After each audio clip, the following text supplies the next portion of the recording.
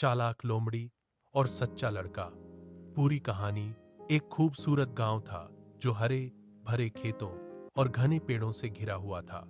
इस गांव में एक सीधा साधा और नेक दिल लड़का रहता था जिसका नाम अहमद था। अहमद अपनी सच्चाई, ईमानदारी और नरम स्वभाव के कारण पूरे गांव में मशहूर था। लोग उस पर भरोसा करते थे क्योंकि उसने कभी झूठ नहीं बोला था। अहमद की मां हमेशा उसे नसीहत करती थी, बेटा, जिंदगी में चाहे कुछ भी हो जाए, सच का दामन कभी ना छोड़ना। सच बोलने वाला कभी नुकसान में नहीं रहता। एक दिन अहमद अपनी मां के लिए लकड़ियां इकट्ठा करने जंगल की ओर निकला।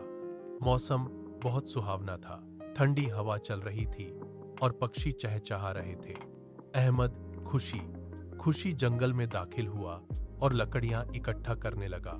कुछ देर बाद उसे महसूस हुआ कि कोई उसे देख रहा है। उसने इधर उधर नजर दौड़ाई तो एक पेड़ के पीछे से एक चालाक लोमड़ी धीरे धीरे बाहर आई। उसकी आंखों में चमक थी और चेहरे पर एक अजीब सी मुस्कुराहट। लोमड़ी ने नरम आवाज में कहा, सलाम ए लड़के, तुम यहां क्या कर रहे हो?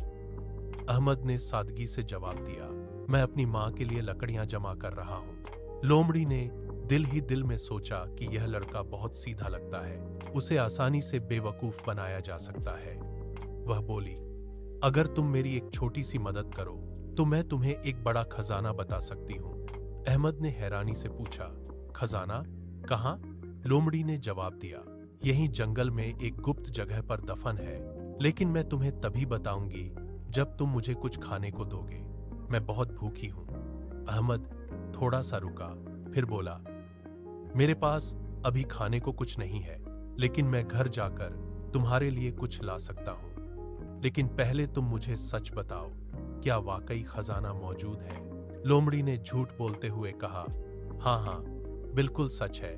अहमद ने लोमड़ी की आंखों में देखा और बोला, तुम्हारी बात में सच्चाई नहीं लगती। मैं झूठे वादों पर यकीन नहीं करता।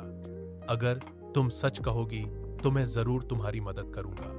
लोमड़ी हैरान रह गई। उसने सोचा कि यह लड़का इतना आसान नहीं जितना वह समझ रही थी। कुछ लम्हे खामोशी रही। फिर लोमड़ी ने गहरी सांस ली और कहा, ठीक है, मैं तुम्हें सच बताती हूं। यह कोई बड़ा खजाना नहीं है, लेकिन एक पुराना डिब्बा जरूर है जिसमें कुछ कीमती सिक्के हो सकते हैं। मैंने इसे खुद नहीं खोला क्योंकि मैं इंसानों से डरती हूं। अहमद मुस्कुराया और बोला, यह हुई ना सच्ची बात। अब मैं तुम्हारी मदद करूंगा। वह घर गया, अपनी मां से इजाजत ली और थोड़ा सा खाना लेकर वापस जंगल आया। उसने लोमड़ी को खाना दिया।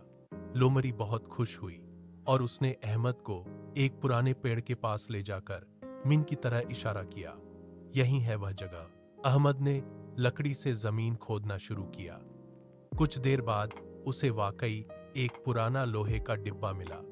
उसका दिल जोर जोर से धड़कने लगा। उसने डिब्बा खोला तो उसमें कुछ चमकते हुए सिक्के और कुछ पुरानी चीजें थीं। अहमद बहुत खुश हुआ, लेकिन उसने फौरन कहा, यह खजाना हम दोनों का है क्योंकि तुमने मुझे रास्ता दिखाया। लोमड़ी हैरान रह गई। उसने सोचा, मैं तो उसे धोखा देना चाहती थी, लेकिन यह लड़का तो सच्चाई और ईमानदारी का पैकर है। लोमड़ी ने कहा, नहीं अहमद, यह सब तुम्हारा है। तुमने सच्चाई का साथ दिया और मेरी भी मदद की। मैं इसकी हकदार नहीं हूं। अहमद ने मुस्कुराकर कहा, नहीं, हमें इसे बराबर बांटना चाहिए। सच्चाई और न्याय यही सिखाते हैं। आखिरकार दोनों ने खजाना बराबर बांट लिया। उस दिन के बाद लोमड़ी ने कभी किसी को धोखा देने की कोशिश नहीं की।